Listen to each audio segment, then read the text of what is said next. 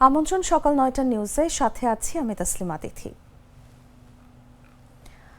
ঢাকা বিশ্ববিদ্যালয় কেন্দ্রীয় ছাত্র সংসদ ও হল সংসদ নির্বাচনের প্রার্থীদের আনুষ্ঠানিক প্রচার শুরু হচ্ছে আজ মঙ্গলবার থেকে। সোমবার বিশ্ববিদ্যালয়ের প্রশাসনিক ভবনে আয়োজিত এক সংবাদ সম্মেলনে ডাকসু নির্বাচনের চিফ রিটার্নিং অফিসার অধ্যাপক মোহাম্মদ জসিমউদ্দিন এই তথ্য জানিয়েছেন। একই সঙ্গে নির্বাচনে অংশ নেওয়া ২১ প্রার্থী মনোনয়ন প্রত্যাহার করেছেন বলেও জানান তিনি বলেন, মেজর কোনো আচরণবিধির ভায়োলেশন এখন পর্যন্ত হয়নি, এমনটি যেন ভবিষ্যতে না হয় তা নিশ্চিত করতে চিফ রিটার্নিং অফিসার ও তার টিম কাজ করছে। অসমতা বা বৈষম্য দেখা দিলে এবং তা লিখিত দিলে আমরা বিধি মোতাবেক ব্যবস্থা নেব। এছাড়াও মঙ্গলবার বেলা ১১টায় সব ভিপি, জিএস, এজিএস প্রার্থীদের সঙ্গে সিনেট হলে মিটিং করে আচরণবিধি নিয়ে কথা হবে বলে জানান রিটার্নিং কর্মকর্তা অধ্যাপক গোলাম রাব্বানী। এদিকে বিশ্ববিদ্যালয়ের জনসংযোগ দপ্তর থেকে পাঠানো এক সংবাদ বিজ্ঞপ্তিতে জানানো হয়েছে, যেসব শিক্ষার্থী ভোটার তালিকায় নিজেদের ছবি গোপন রাখতে চান তাদের আগামী ২৭ আগস্টের মধ্যে চিফ রিটার্নিং অফিসারের কাছে লিখিত আবেদন জমা দেওয়ার জন্য অনুরোধ করা যাচ্ছে। নিউ ইয়র্কে বাংলাদেশ কনসুলেট অফিসে তথ্য সম্প্রচার উপদেষ্টা মাহফুজ আলমের ওপর কোনো হামলা হয়নি বলে জানিয়েছেন ওয়াশিংটন দূতাবাসের প্রেস মিনিস্টার গোলাম মর্তুজা। তবে কনসুলেট অফিসে হামলা ও ভাঙচুর হয়েছে বলে জানিয়েছেন তিনি। জুলাই গণঅভ্যুত্থানের বছরপূর্তি উপলক্ষে নিউ ইয়র্ক কনসুলেট অফিসে রোববার এক অনুষ্ঠানের আয়োজন করা হয়। সেখানে গিয়েছিলেন উপদেষ্টা মাহফুজ আলম।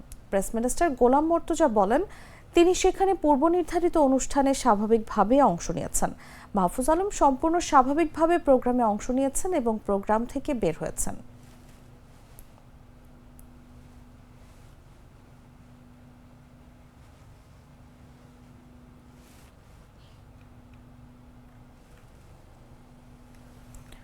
মৎস্য প্রাণী সম্পদ উপদেষ্টা ফরিদা আক্তার বলেছেন, অবৈধ জাল ও জাটকা নিধন পুরোপুরি বন্ধ না হয় ইলিশের উৎপাদন কমেছে। এছাড়া নদীর নাব্য, জলবায়ু পরিবর্তন, তথাকথিত উন্নয়ন সহ নানা প্রাকৃতিক কারণে ইলিশের উৎপাদন কমছে। সোমবার বরিশাল ক্লাব মিলনায়তনে উপকূলীয় এলাকায় মহিষের চারণভূমি সংকুচিত হওয়া ও এর উন্নয়নের সম্ভাবনা এবং সমাধান নিয়ে এক কর্মশালায় তিনি কথা বলেন। সবচেয়ে বড় অসুবিধা হলো জাটকা নিধন হয়, এবং জাটকা নিধনটা যেভাবে হচ্ছে এটা কোস্টগার্ড এবং নৌবাহিনী এত করে ধরছে, কিন্তু তারপরেও জাটকা নিধন সম্পূর্ণ বন্ধ করা যায়নি। এবং তারপর হলো অবৈধ জালের ব্যবহার। আপনারা দেখেন কারেন্ট জাল এবং অন্যান্য জালের ব্যবহারের কারণে সেটার জন্য ইলিশের প্রাপ্যতা কমে যাচ্ছে। এটার কিছু প্রাকৃতিক কারণও আছে। সেটা হলো যে আমাদের নদীর নাব্যতা কমে যাচ্ছে, মেঘনার অববাহিকার ওদিকে কিন্তু অনেক দূষণের শিকার হচ্ছে আমরা, যেটা ইদানিং দেখতে পাচ্ছি।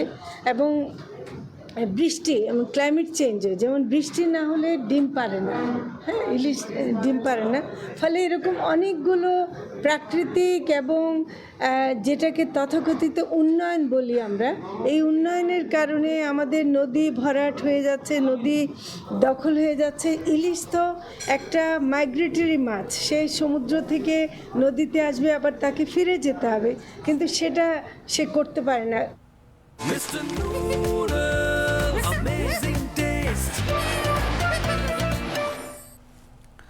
ইসলামী বিশ্ববিদ্যালয়ের রাষ্ট্রবিজ্ঞান বিভাগের ক্লাস চলাকালীন সিলিং ফ্যান খুলে পড়ে এক শিক্ষার্থী আহত হয়েছেন।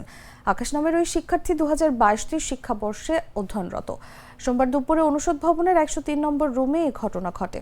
আহত শিক্ষার্থীকে বিশ্ববিদ্যালয় মেডিকেল সেন্টারে প্রাথমিক চিকিৎসা দেওয়া হয়। এই ঘটনায় ইঞ্জিনিয়ার অফিসের অবহেলার অভিযোগ তুলেছে সংশ্লিষ্ট বিভাগের সভাপতি। বিভাগ সূত্রে জানা যায়, ওই রুমের ফ্যানগুলোর অবস্থা পর্যবেক্ষণ করে আগে নোটিশ করা হয়েছিল ইঞ্জিনিয়ার অফিসে। চিফ ইঞ্জিনিয়ার ঢাকা থাকায় অন্য একজন ইঞ্জিনিয়ার আসার কথা ছিল, তবে তিনি আসেননি। হিস্ট্রিনে জানা গেল যে ও ক্লাসে ছিল, তোর মাথার উপরে ফ্যান খুলে পড়ছিল। আমরা এক্সামিনেশনে তো এমন কোনো সমস্যা পাইনি, জাস্ট মাথার উপরে স্কাল ফুলে গেছে আর ঘাড়ে একটু ব্যথা আছে, কিন্তু এ থেকে অনেক সিরিয়াস কিছু হতে পারতো। যদি মাথার উপরে মাথার বোন ইঞ্জুরি, স্কাল বোন ইঞ্জুরি হতে পারতো, এমনকি সার্ভাইকাল যে ভার্টিব্রা আছে সেখানেও ইঞ্জুরি হতে পারতো। এখন পর্যন্ত নাই, তবে সে অবজারভেশনে আছে, তার অতটা ব্যথাও নাই।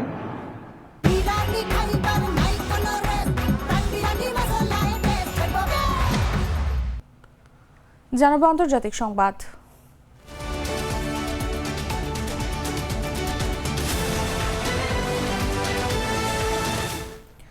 ইরানের পররাষ্ট্রমন্ত্রী আব্বাস আরাকচি বলেছেন, গাজার চলমান গণহত্যা থামাতে বিশ্বকে এখনই কার্যকর পদক্ষেপ নিতে হবে।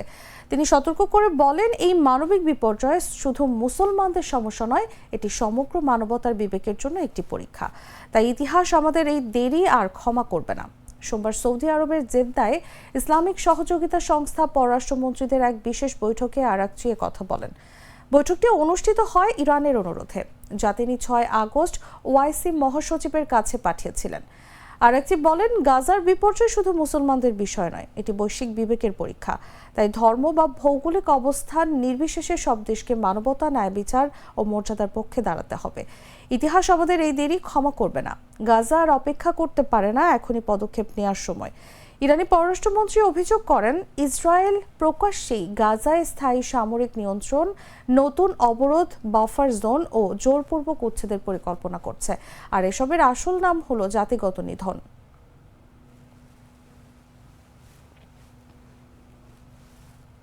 সংবাদ শেষ করব খেলার খবর জানিয়ে।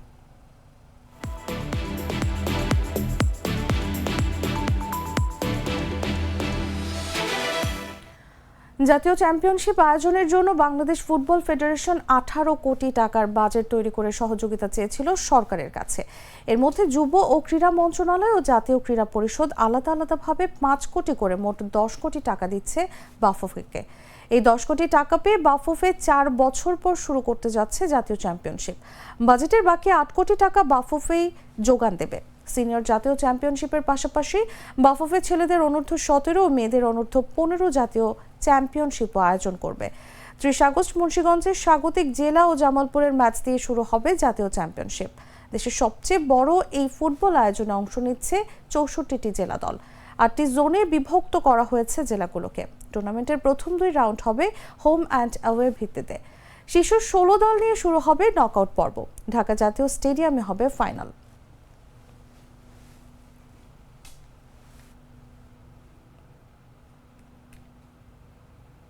দর্শক, এই ছিল এখনকার মতো। এরপর দেখবেন বেলা 11টার সংবাদ। প্রতি মুহূর্তের সর্বশেষ খবর জানতে ভিজিট করুন jagunews24.com। ফলো করুন আমাদের ভেরিফাইড ফেসবুক পেজ এবং সাবস্ক্রাইব করুন জাগো নিউজের ইউটিউব চ্যানেল। ধন্যবাদ সবাইকে।